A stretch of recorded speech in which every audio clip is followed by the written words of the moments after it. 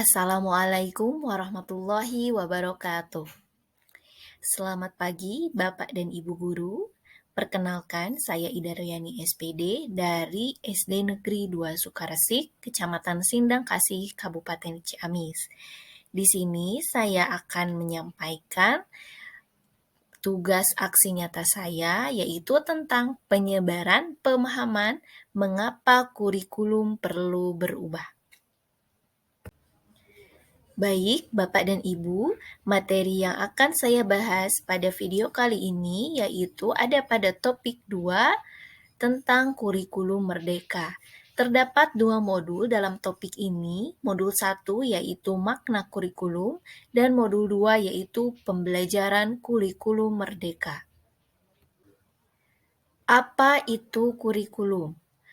Nah, kurikulum sering digambarkan sebagai seperangkat atau suatu sistem rencana dan pengaturan mengenai bahan pembelajaran yang dijadikan pedoman dalam aktivitas belajar mengajar yang disesuaikan dengan kebutuhan siswa. Jadi, apa fungsi kurikulum? Bagi guru dan murid, kurikulum berfungsi sebagai pedoman untuk memandu proses belajar murid demi tercapainya tujuan pendidikan. Nah, Bapak dan Ibu, bagaimanakah kurikulum yang baik? Kurikulum bisa dikatakan baik jika kurikulumnya disesuaikan dengan kemajuan atau perkembangan zaman, terus dikembangkan atau diadaptasi sesuai dengan konteks dan karakteristik peserta didik demi membangun kompetensi sesuai dengan kebutuhan mereka saat ini dan masa depan. Jadi, mengapa kurikulum perlu diubah?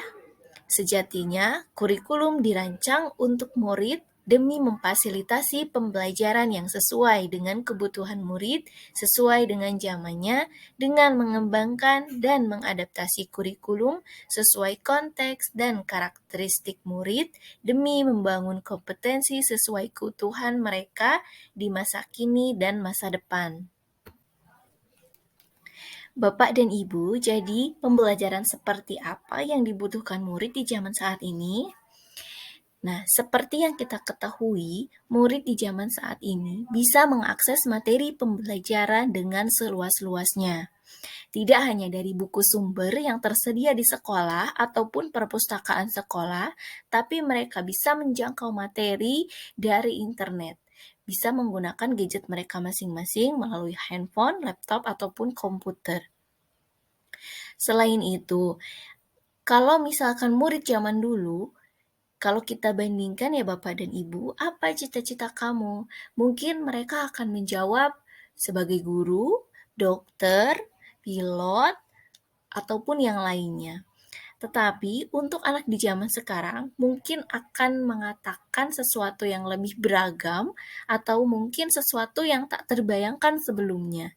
Contohnya misalkan ingin menjadi seorang YouTuber, ingin menjadi seorang yang menggambar karakter, terus juga bisa juga menjadi seseorang yang membuat game atau programmer.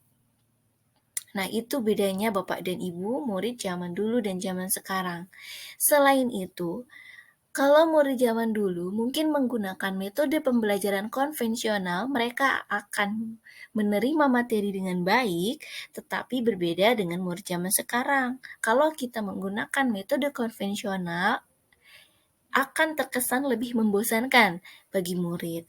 Maka dari itu, orang guru yang ada di zaman saat ini dan mengajar anak-anak pada zaman saat ini harus lebih kreatif lagi, lebih inovatif lagi dalam menggunakan metode pembelajaran di kelas agar murid bisa mengikuti pembelajaran dengan perasaan menyenangkan.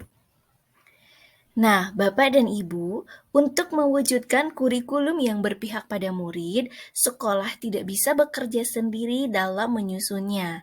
Maka dari itu, sekolah membutuhkan berbagai macam pihak yang mengetahui karakteristik murid dan kebutuhan murid. Ada yang disebut dengan 3 pilar pendidikan, yaitu orang tua, masyarakat, dan sekolah. Nah, maka dari itu, untuk mewujudkan kurikulum yang berpihak pada murid, kita harus memperhatikan kebutuhan, pendapat, pengalaman, hasil belajar, dan kepentingan murid sebagai rujukan utama, karena sejatinya kurikulum didesain untuk murid.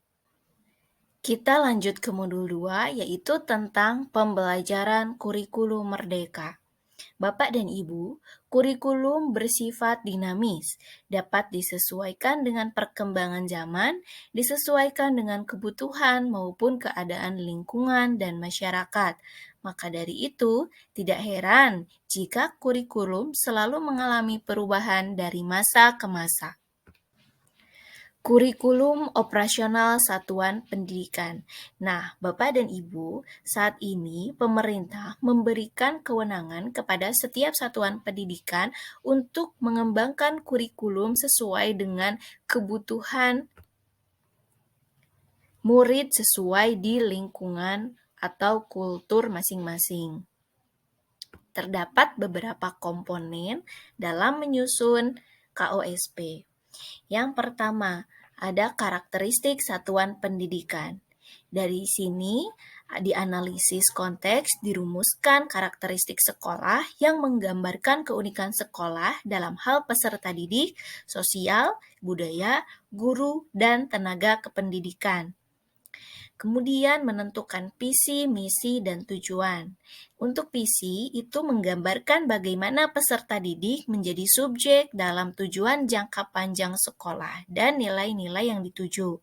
Kemudian nilai-nilai yang mendasari penyelenggaraan pembelajaran agar peserta didik dapat mencapai profil pelajar Pancasila.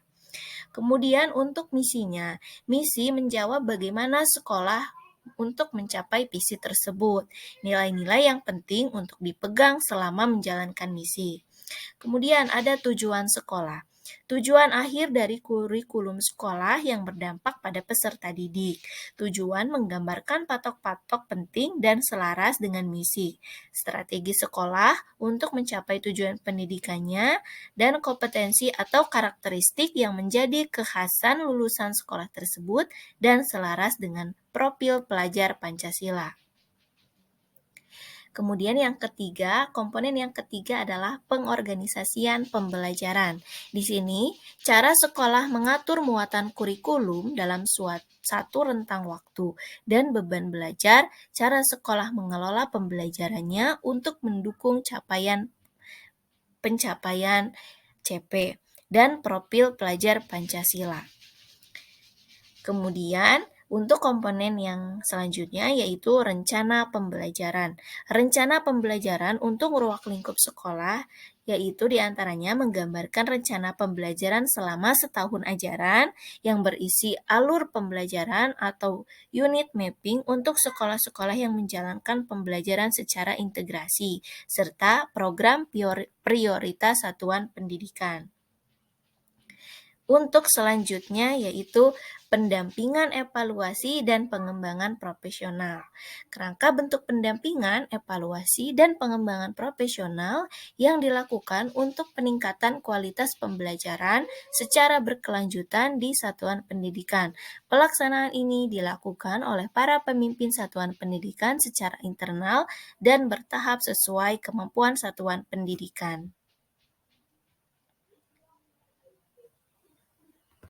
Nah, itulah Bapak Ibu yang bisa saya sampaikan pada materi kali ini. Terima kasih sudah menonton. Saya tunggu umpan baliknya. Wassalamualaikum warahmatullahi wabarakatuh.